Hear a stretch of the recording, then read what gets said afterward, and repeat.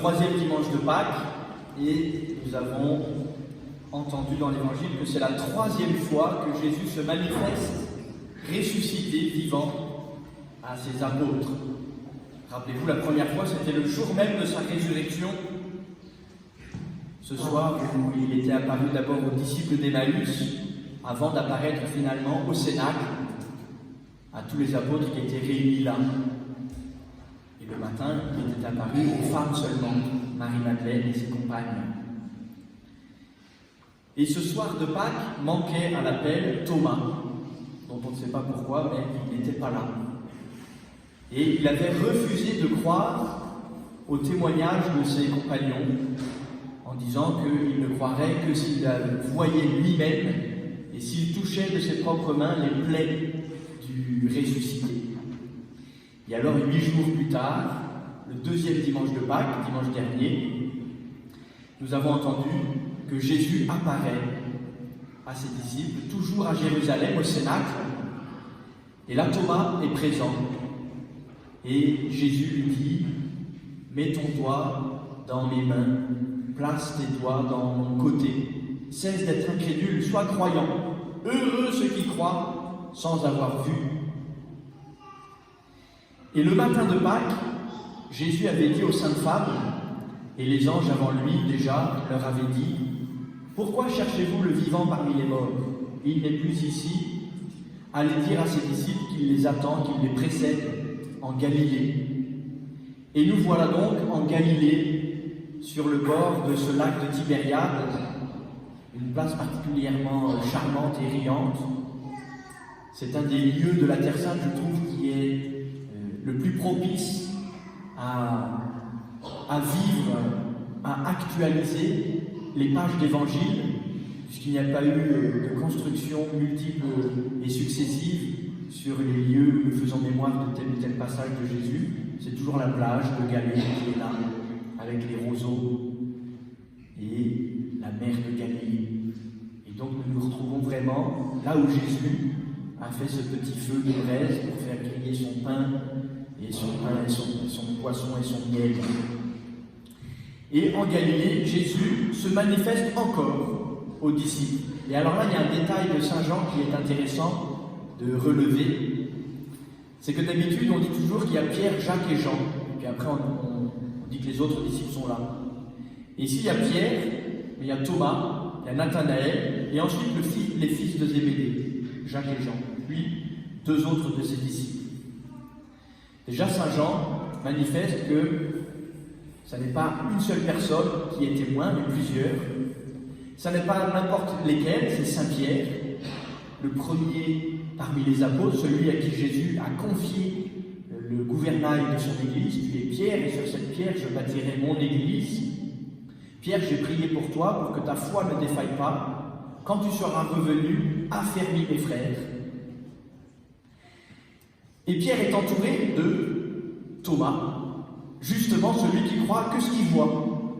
Saint Jean fait exprès de noter que Thomas est là, comme pour nous dire, si par hasard vous aussi vous aviez des doutes, eh bien Thomas il en a eu avant vous, et lui il a touché Jésus. Il a mis ses doigts dans ses plaies.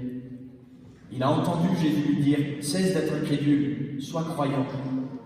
Et donc s'il est là, c'est pour que nous croyions sur la foi d'un témoignage qui est attesté, qui s'avère vraiment vrai. C'est un abus de langage, mais pour dire que vraiment, c'est vrai. Et puis il y a Nathanaël. Nathanaël, dont Jésus avait dit qu'il est un cœur sans détour. Voilà un vrai Israélite. Il n'y a pas de mensonge en lui. Et Jean note que Nathanaël est là aussi pour signifier combien le témoignage qu'il va donner est attesté. Et puis les fils de Zébédée et les autres. Je m'en vais à la pêche, dit Saint Pierre, et ils ne prennent rien. Ça n'est pas la première fois qu'ils passent la nuit à ne rien prendre. Je ne sais pas si c'était des mauvais pêcheurs. En tout cas, l'Évangile n'est pas très tendre avec leur peu de talent nocturne. Ils prennent rien. Souvenez-vous, et c'est ce qu'on appelle un arc narratif. Notre séminariste propédeutique qui a passé 10 jours ici, est parti hier matin, avait un vocabulaire très évolué, que parfois d'ailleurs Louis-Marie, qui est un cocard, avait du mal à suivre. Et alors, il aimait bien dire, il y a un arc narratif, c'est-à-dire une petite histoire qui marque le début d'une narration, et la même histoire est reprise à la fin pour dire, ça y est, l'histoire est terminée.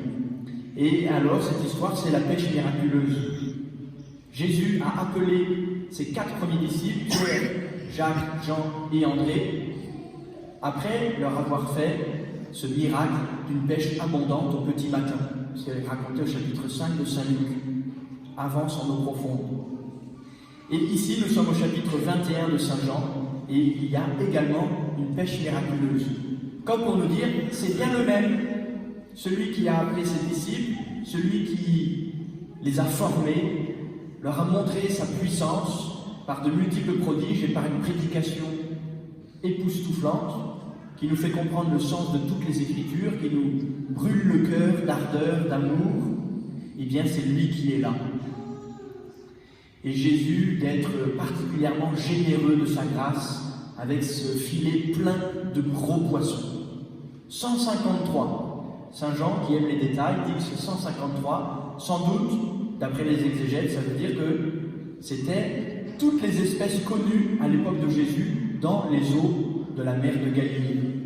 Comme pour nous dire que, oui, Dieu veut que tous les hommes soient sauvés et parviennent à la pleine connaissance de la vérité et passent de la mort à la vie. C'est Jésus qui est là. Il est vivant. Il a vaincu la mort. Et il continue de nous dispenser sa grâce d'une manière large, abondante. Et voilà que Jésus, Pierre, Nathanaël, Thomas, les fils de Zébédée et les 2 autres disciples prennent leur petit déjeuner au poisson grillé, c'est pas très bon, il y a du pain et du miel, c'est meilleur. Et puis Jésus, de prendre Pierre à part et de lui dire, Simon, fils de Jean, m'aimes-tu vraiment plus que ceci? Simon, fils de Jean, m'aimes-tu vraiment? Simon, fils de Jean, m'aimes-tu? Et Pierre de répondre à chaque fois, tu le sais, Seigneur, je t'aime. Toi, tu sais tout, tu sais bien que je t'aime. Oui, Seigneur, tu le sais, je t'aime.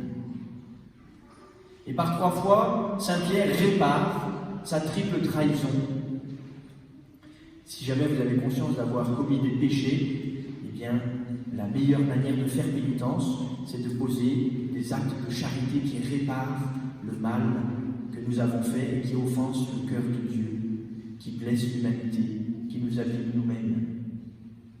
Tu sais tout, Seigneur, tu sais bien que je t'aime.